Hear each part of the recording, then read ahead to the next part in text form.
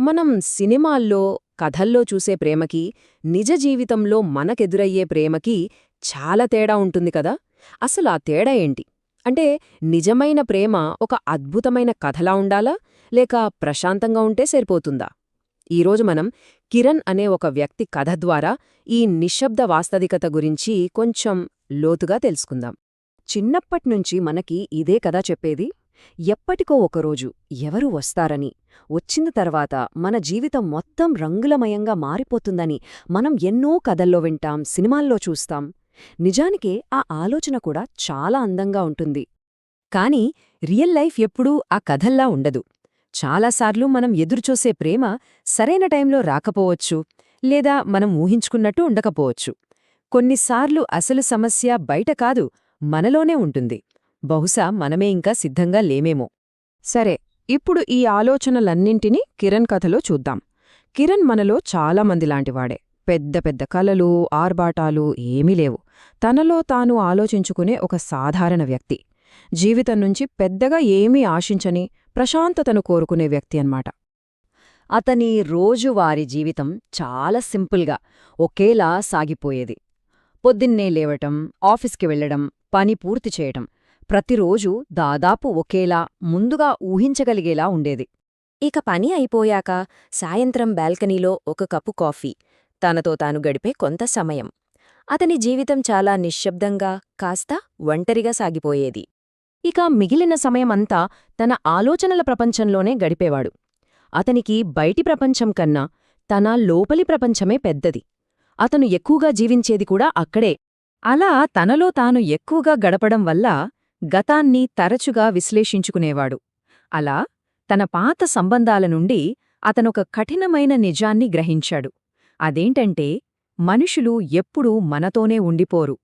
ఈ పాఠం అతన్ని కొత్త సంబంధాల విషయంలో చాలా జాగ్రత్తగా ఉండేలా చేసింది. అలాంటి ఒక మామూలు రోజు కిరణ్ నేహాను కలిశాడు. వాళ్ల పరిచయం చాలా సాధారణంగా ఒక కాఫీ షాప్లో జరిగింది. అందులో ఎలాంటి ప్రత్యేకత లేదు. ఆమెలో ఓవర్ కాన్ఫిడెన్స్ లేదు. తనని తాను పర్ఫెక్ట్గా చూపించుకోవాలనే ప్రయత్నం అంతకన్నా లేదు. కిరణ్కు ఆమెలోని ఆ నిజాయితీ బాగా నచ్చింది. ఎందుకంటే పర్ఫెక్ట్గా కనిపించేవాళ్లు చాలాసార్లు నటిస్తుంటారు, కానీ నిజమైన వ్యక్తులు మాట్లాడటానికి కొంచెం సంకోచిస్తారు. వాళ్ల మొదటి సంభాషణల్లో పెద్దగా స్పార్క్స్ లాంటివి ఏమీ లేవు. ఎలాంటి డ్రామా లేదు. ఒకరినొకరు ఇంప్రెస్ చేసుకోవాలనే ప్రయత్నం కూడా లేదు. ఇద్దరి మధ్య ఒక తెలియని, నిశ్శబ్దమైన సౌకర్యం ఏర్పడింది.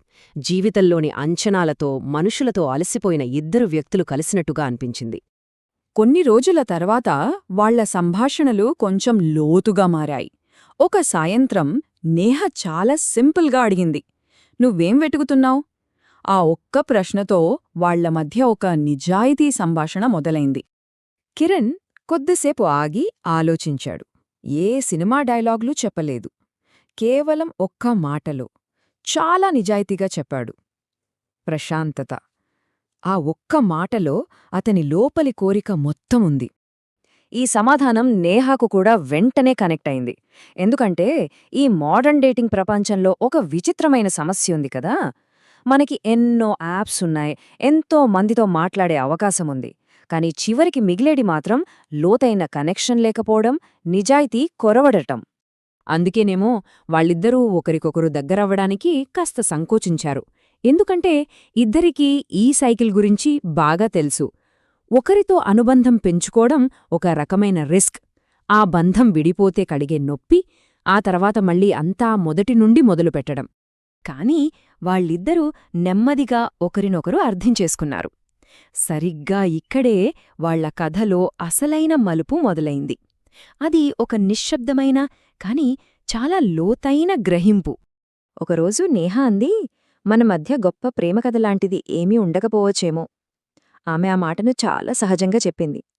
దానికి కిరణ్, "అది సమస్య కాదులే" అని అంతే ప్రశాంతంగా సమాధానమిచ్చాడు. ఆ క్షణంలో బహుశా ఇద్దరికీ అర్థమైంది, ప్రేమ అంటే ఎప్పుడూ ఒక బాణసంచాలా ఆర్భాటంగా, ప్రకాశవంతంగా ఉండాల్సిన అవసరం లేదని. కొన్నిసార్లు అది మన ఇంట్లో నిలకడగా వెలిగే ఒక చిన్న దీపంలా ఉంటే చాలు. వాళ్లు వెతుకుతున్నది ఈ నిశ్శబ్ద ప్రేమే. అంటే ఏంటి? మనతో నిజాయితీగా ఉందే ఒకరు, మనం మౌనంగా ఉన్నప్పుడు కూడా మనల్ని అర్థం చేసుకునే ఒకరు. ఇంకా ముఖ్యంగా మనల్ని మార్చడానికి ప్రయత్నించకుండా మనం ఎలా ఉన్నామో అలా అంగీకరించే ఒకరు. ఆ రోజు కిరణ్ ప్రేమ గురించి కొన్ని చాలా ముఖ్యమైన విషయాలు తెలుసుకున్నాడు. ప్రేమంటే తీవ్రమైన భావోద్వేగాలు కాదు. ప్రేమంటే ఒక నమ్మకం. ప్రేమంటే ఎక్కువ వివరణలు ఇవ్వాల్సిన అవసరం లేని ఒక అవగాహన. ప్రేమంటే ఒకరి ముందు మనం మనలా సౌకర్యంగా ఉండగలగడం. వాళ్ళిద్దరూ ఒకరికొకరు పెద్ద పెద్ద వాగ్దానాలు ఏమీ చేసుకోలేదు. కాని ఒకరికొకరు ఒక నిశ్శబ్దమైన హామీని మాత్రం ఇచ్చుకున్నారు. అదే ఒక సైలెంట్ కనెక్షన్ యొక్క పవర్. చాలా ప్రేమ కథలు ఆర్భాటంగా ఉంటాయి.